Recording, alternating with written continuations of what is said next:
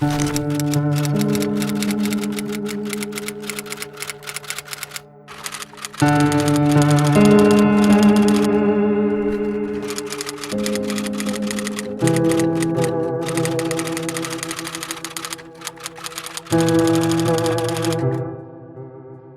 سفریه داریم.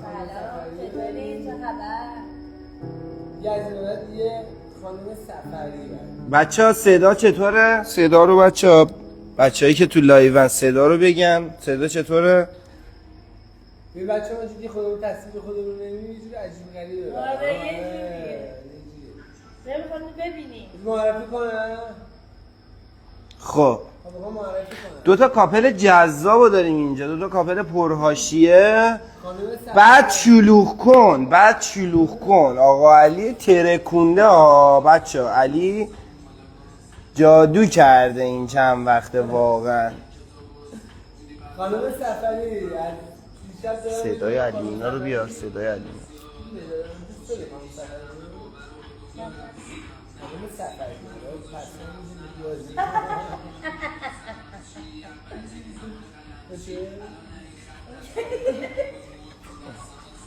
یه دقیقه بچه من میکروفوناتون رو چک کنم ببخشید. الان تو لایویم؟ آره اوکیه. سلام بچه عزیز گرامی خوشگل‌ترین دخترها و پسرها رو کل برای زمین. من که ببین من کلا زندگی به حالت پرواز قرار دادم. بچه صدا چطور شد؟ من الان بعد زندگی نباید به حالت پرواز قرار روشنه اون اصلا؟ آبیه. دستت باشه بده من دستم باشه. چرا خب بزن بیاد بچه صدا چطوره؟ خوبه. یک دو. اگه پرده گوش بچه ها رو داری پاره میکنی.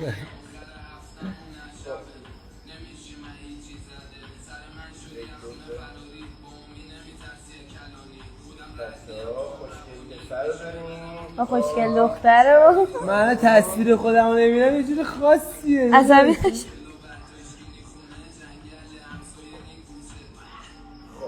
مثل اینکه صدا اوکی شد بچه ها. خب برو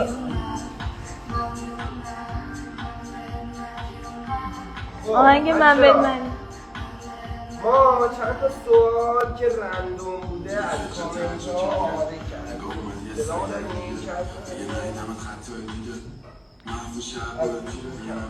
ما چند تا تو سوالای بچه های کامنت ها بوده رو جدا کردیم. حالا باز من اینجا نشستم دارم میخونم سوال اگه داشتیم باز از بچه ها بپرسیم. بچه من شروع میکنم دونه سوالا رو ازتون میپرسم. حالا هر قسمتش که مهناز لازم بود جواب بده مهناز تو هم میده. هر قسمتی هم که لازم ولی با هم. خب اول من یه چیزی بگم. بفرمایید. من خواستم یه تشکر دیگه هم حالا توی استوری که کردم یه تشکر دیگه هم لایو بکنم ازتون به خاطر این همه عشق و محبتی که ما دوتا داریم و امیدوارم که آرزوی از ته دل من برای شما و علی اینه که قلباً به اون چیزی که دنبالشین و دوستش دارین برسین و خوشبخت باشین. چه آرزوی قشنگی کردی. اگه صدامون نیست صحبت نکنیم. صدامون هست یا نیست؟ صدامون هست که هست یا نه؟ چرا اذیت میکنه؟ بچه صدا هستش چی میگی؟ من خودم الان گوشی دیگه دارم چک میکنم. یه خود بلندتر یه حرف بزنیم. آقا داد بزنم بده من آره بگیرم دستم بچه بشنم. خب خانم سفری یه تشکر ویژه‌ای کرد. خانم سفری یه تشکر ویژه‌ای کرد. اونوری بگی. ما زیاد وارد نیستیم بلد نیستیم ما. چی گفت من بلد بودم نگاه نکردم. من بلدی دیگه. به من چی؟ اصلا خوراکش فقط تکنولوژیه. با تنها چیزی که زندگیش کنار نمیاد تکنولوژیه. دقیقاً. خب آقا من سوالا رو میپرسم دیگه صدا هست و نیست و بیخیال شید. آقا میگن صدای تو نیست. خب چرا صدات هست که؟ یه کار دیگه کنم. صدات هست. صدام داره میاد. صدات هست یا نیست؟ بچه صدای من هست که فقط صدا علی هست.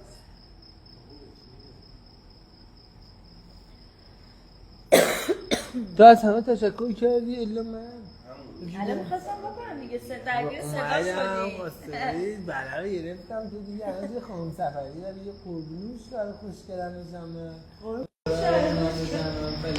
هیچی اصلا هیچ تشکر اومدی؟ من واقعیت شدیم 7 ماه بگیرم 7 ماه صدا بگیرم نیست نمیذاری 7 ماه بگیرم واقعا؟ آره واقعا میدونست من 7 ماه صدای بگیرم من الان صدای من هست. آقا بیخیال بچه‌ها هست. صداشید خب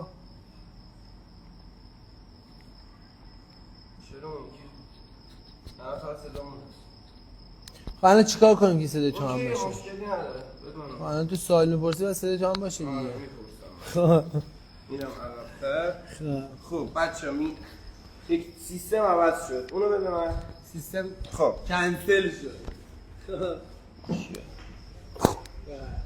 آقا ما اومدیم امروز سوالای بچه‌ها رو جواب بدیم. علی آقا چی کار کردی از دیشب؟ داداش من از وقتی دیگه مرد زندگی شدم همه به هم میگن علی آقا بازی تجربه‌مه نمیخواد بگید. چیکار من کنم؟ میگیرم سمت دستی شما دیگه خیلی زحمت مشتی رفاقت همین چیزا رو داره. از چاکرتم. وقتی دیگه مسئولیت قبول شدم همه به هم میگن علی آقا خیلی داره بهم خوش میگذره دستی شما آخه مسئولیت سنگینی هم قبول کردی. فقط من- اگه دوربین ثابته من تشکر آره دوربین کنم. ثابت جفتتونم معلومه بچه کامل. یه تشکر ویژه بکنم از بچه‌ها همسر- میگن صدا هست بوس نیست. بوس؟ بوس ببین فقط یه در میگن بوس. بچه میدونید که تو شرایطی که ما هستیم بوس ممنوعه. خب آقا ما میریم سراغ سوالا. بچه ما میریم سراغ سوالا. دونه دونه علی آقا به ما جواب بده دیگه. علی آقا لذت میبره یه حال میکنم به میگن علی آقا. یه خب تشکرم بکنم اول آقا علی. از علی تشکر بکنم. بله 100% مهناز خانم. خب من یه تشکر بکنم که از آقای سفری عزیز که دیشب واقعا ترکوند و تبدیلش کرد به بهترین شب زندگی من خب خیلی همه میدونن که من چقدر نگیری، علی اینو رو دوست بیخیال شو. دارم. همه میدونن که من چقدر علی رو دوست داشتم و دارم. ولی خب دیروز خیلی سورپرایز شدم، شوکه شده بودم. مثلا فکرش هم نمی‌کردم. فکر کردم مثلا می‌خوام بریم ماسال اونجایی که تو شمال دوست دارم. نمیدونی با ما چی کار کرد. نمیدونی با ما چی کار کرد مهناز. داداش بذار کارم بکن. ولی کلا خیلی همه چی رویایی بود برای من و اینکه برای من وجود علی باعث امید به زندگی بیشتر بود. من خودم ناامید نیستم. ناامیدی. من نه، می‌خواستم نه. همینو در جای برسم خفته تو بگیرم بگم زندگی ناامیدت کرده. یعنی علی آقای ما باعث شده. چقدر من خجالتی هم آقا لپام داره قرمز میشه چه من مورد خودت برم. آزار ازت قرار ندی خب میریم سراغ اولین سوال بچه‌ها. علی آقا این همه مدت الان 6 ماهه که خودت میدونی دیگه داره میچرخه داستانو 7 ماه خورده ای؟ خب 8 ماه خورده یه مدتیه. بابا نگیرید آقا ول کن. ول این میاد سمت شما میره اصلا دست منو بیخیال. بچه‌ها آره بچه ما یه سری درگیری پشت صحنه رو آوردیم جلوی صحنه. دیگه ما به تکنولوژی آره میگم این علیه همش تقصیر علیه. تاثیر گذاشته رو مهناز. خب علی آقا کی فهمیدی که 100%ش کنی و این داستانو تکمیل کنی دیگه بالاخره حلقه رو بدی و کارو جمع کنی؟ من میخوام یه توضیح کلی بدم. من موقعی که مهناز اومدم وارد این برنامه شدم همون اکسیت اولی که رفتیم بهش دیسلایک نشون دادم بعد اومدیم وارد به قصت عشق و نفرت شدیم میگم که مهناز دیگه من فراموش میکنه و به کار خودش ادامه میده دیگه اصلا چیزی به من نداره هیچ چیز وفاداری به من نداره هر کاری دوست داشته باشی میتونستی انجام بدی دیگه درسته؟ همچنین آره وارد این برنامه که شدیم اصلا یه سری چیزا واسم روشن شد هم مثل وفاداریت به من خیلی اوکی بود ثابت فهمیدم شد. که قشنگ ثابت شد هم فهمیدم که خیلی منو دوستم داری هم که من دوست دارم چون که همیشه روی شک داشتم فکر می‌کردم تو به خاطر حالا بی‌اعتمادی که داشتنت آره حس می‌کردم که تو دوست داشتن یه سری ادابازی‌ها در میاری حس می‌کردم که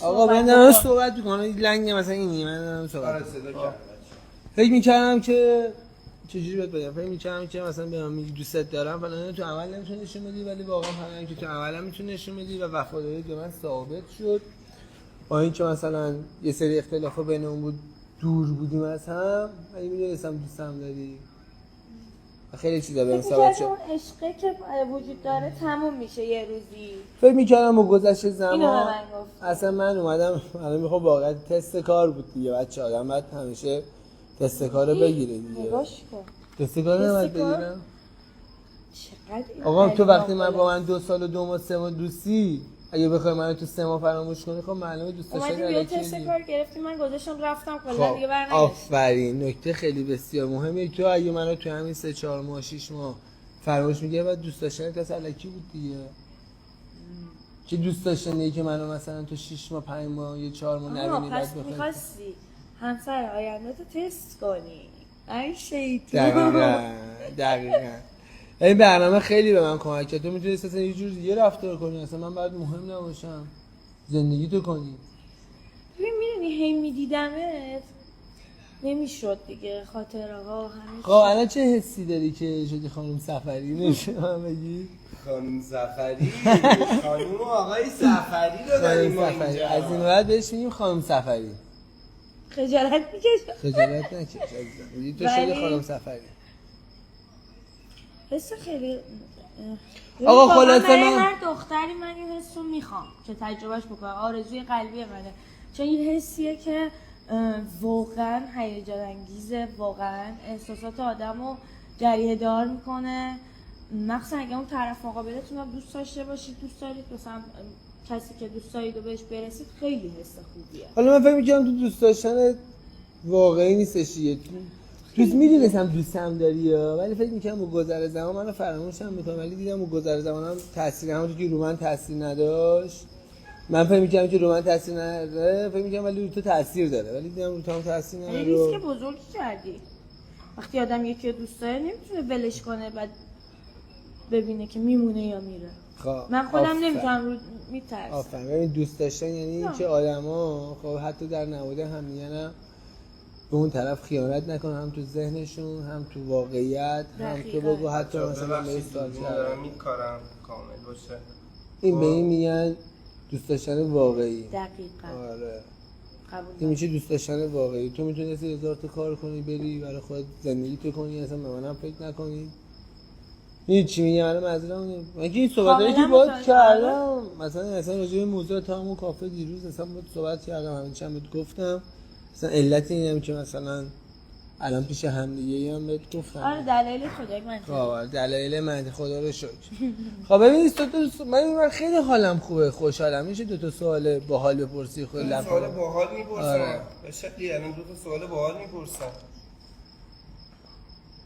بشلی فالوورای خودتن دیگه این سوالا تاج سرنده داشتیم بشلی همه پرسیدن از دیشب بدون دیشب که من کلا رو حالت پرواز بودم دیگه حالم خیلی خوب بود اصلا من بچه‌ها میترسیدم که امروز صبح که میخوام از خواب بیدار شم نگاه همه چی داشتم خواب میدیدم برام آره وای منم همینطور واقعا یه چیز عجیبی بود خیلی عجیب بود میگم دوست دارم همه من آدما ببخشید بهش شما برسن ببین من حتی از شدت استرس دیشب که دوران نوابه مثلا زانو زدم اونجا ایران به این فکر میام که ایران نبگی چیکار کنم از شدت استرس دیشب تبخال زدم آره داشتی صبح پا شد ما دیدیم یه چی رو خودم صورتش رفتم علامت من کلا همیشه یه استرس میگیرم خودم فشار میاد تبخال میزنم دیگه میدونی خودم برات قرص گرفتم از شما آسکیلوبر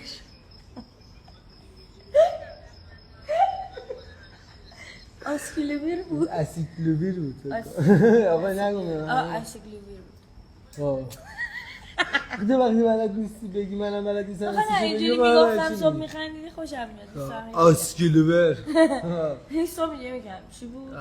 آقا ما اینا رو ول کن یه دقیقه اونو بده من یه سوال بلند من یه سوال بلند بپرسم آقا عروسی واقعی کیه؟ خب ببین واقعیتشو بگم چون خیلی واقعی عروسی واقعی زمانی که من بتونم خودم رو جمع جور کنم، یه سری پول جمع کنم، بتونم پشتیبانیمو قوی کنم. حالا من قراره که نیست، من با خانواده مهناز صحبت کردم، با خانواده خودمونم صحبت کردم، خانواده من مامی صحبت کردم، قراره برم با مهنازم بریم مثلا بریم منظوری که بریم خونه‌شون. آره دیگه ما میخوام بریم خونه مهرازینه واسه خواستگاری. آره میخوام بریم خونه مهرازینه واسه خواستگاری. اگه منو به غلامی قبول کنن تو که قبول کردی به عنوان کسی که همیشه میخوای کنارش بشی، تو که معلومه من واقعا دوستم داری، خیلی بهت تبریک میگم که همین پسری انتخاب کردی زندگی خیلی پرو میشه، هیچ موقع پیر نمیشه. اینه اول از اول به تبریک بگم از انا. حالا قراره من برم صحبتامو با خانواده مهراز بکنم، من چون که مواظبت داشتم صحبت کردم. اگه خدا بخواد قراره باهاش نامزد باشم، ولی دوست دارم که کم زودتر ببینمت. نه دوست دارم که زودتر این ازدواج اتفاق بیفته و با هم بریم سر خونه زندگیمون. ولی بچه‌ها یه چیزی واقعیتی که تو زندگی ما مهمه، یه خورده آدم باید پشتیبانیش قوی باشه دیگه. من باید یه سری کارا رو انجام بدم برای خودم، درآمدمو زیاد کنم، بتونم کار کنم که تو وارد زندگی میشی که هم من کم نگیرم هم تو کم. بله 100%. ولی حالا میخوام یه چیز دیگه بگم. مهناز واقعا دختره کم توقعیه. تا حالا تو زندگی حتما هیچی نخواستی؟ من تو رو میخوام، تو رو دقیقا همینی که تو رو اصلا کلن مجزا میکنه. دقیقا هم این همون دل گندت، همون معرفت روی انرژی مثبتی که بهم انتقال میدی. حالا خودم اینجوری من علی اخلاقامو خیلی یه سری ها شبیه همه و این خیلی باحاله به نظر من. بهمنیم دیگه. 9 روز هم از من بزرگتره. اگه اون 9 روز از من دو تا کاپلی که من دیدم ماه تولدشون یکی بوده. ببین بذار بگم اگر 9 روز از من بزرگتر نبود، وای فکر کنم مثلا همسرت 9 روز ازت بزرگتره. چقدر باحال. ولی همسر تو 9 روز از من بزرگتر بودی؟ اگر من 9 روز از علی بزرگتر بودم، ببخشید پسشو میزدم. سر 9 روز یا حضرت خیلی مهمه. من حالا همسنی اوکی ولی کوچیک‌تر بود اصلا خوشم. حالا چطور در خواب بینت همه داره تو حالا 9 روز هم که نتونستی بزرگتر باشی دیگه. حالا که اینو میتونی برای خود اشغال کنی به فرض کنی که 9 روز از من بزرگتری. ولی البته خب هر کسی یه مدلی دیگه، نه بعدم بگیم شاید یکی دوست داره عزیزم، ولی اینو باید بدونی که من تا آخر اون پا به پات زنده‌ام. آره همش درصد از تو بزرگتر میشم. میخواد بگی علی خب پیر شد دیگه ولش کن. بریم بلش کن. من تا آخرش باهاتم کنارتم. من بهمنی تو مخی، تو هم بهمنی تو مخی. اوه چه شود دقیقاً تو مخی تو ولی زیباست. خب سوال بعدی پرسی که ما بتونیم. بله خب یه دقیقه آقا این پشت پرده این پشت پرده ما بچه‌ها. این پرده اینم پشتش. آقا یکم از احساساتتون بگید از دیشب. من کلا مشکل دارم با اینکه احساساتم بگم. باید بگی داشت علی، تو همیشه اخم میکنی. الانم گفتم احساسات چروک شدی در جا. مثلا علی میگم یه سری رفتم خودم مثلا خیلی راحت نیستم توی بروز احساساتم، مخصوصا جلوی همه. من اصلا نمیتونم احساساتمو بیان کنم. حالا من دیروز واقعا بیان کردم احساساتمو دیگه. دیروز معلوم شد، دیشب مشخص شد دیگه احساساتم چهره‌ت معلوم بود قربونه. اتفاقی افتاده دیگه. درون احساساتم چه آتیشی به وجود اومده بود اصلا. آقا من یه تحمل اینو نداشتم که با مهناز بخوام اوکیشم، به این فکر کنم که مهناز دوباره بخواد از من جدا شه یا یه فاصله با هم بیافتیم. من دوست داشتم که دیبات اون تو کجا میدونی از صدای من نمیره که میگه بلندتر. محکم دارم صحبت بکنم دیگه. از همین الان شروع کرد. بیا از همین الان هیچ اصلا از همین الان داره شروع میشه. دارم شوخی میکنم. نگران نباش. چی داشتم میگفتم اپتی؟ بشی راجع به احساسات دیشب. آقا من احساساتمو نمیتونم بیان کنم. نمیتونم حس واقعیمو بگم. ولی خیلی حس واقعیم ذوق دیگه زده دیشب بود علی. مشخص شد دیگه، معلوم شد چه اتفاقی آره. افتاد دیگه. حس واقعی من نظرم سوال دیشبه، حس تکراری واقعی بوده. من حس دیشبمه. معلومه تو رو خیلی دوستت دارم دیگه، خیلی دوستت دارم، بعد ارزش قائلم، دوستم تا آخر عمر پیشم باشی. بدون تو نمیتونم زندگی همه کنم، اینا رو گفت که کسی احساسات دیگری نمیتونم جای تو تصور کنم بغلم باشه. اصلا دوستم تا آخر عمرم کنارم باشی. این حس واقعی من نسبت تو حس واقعی تو چه نمیگی؟ منم که خیلی خوشحال شدم دیشب و اینکه این حرفا بگو دو حرفتو بزن. میکروفون میگیره. منم که خیلی خوشحال شدم و اینکه خیلی ذوق کردم و شوکه شده بودم. شوکه شده بودم. آقا شوکه شده بوده این وسط. اینم بلند. اون پشت صحنه رو دوباره داد دست من. پشت صحنه آپتیمون رو بوده. آپتیمون رو دوربین اینا بوده بازخواست اینا زندانیم ما. داشالی صاف بشین، صاف بشین، حوز نکن، دست به سینه. آقا میشه نگه بی خیاله بهتم چی بودم چقدر کنیم. در یکی باز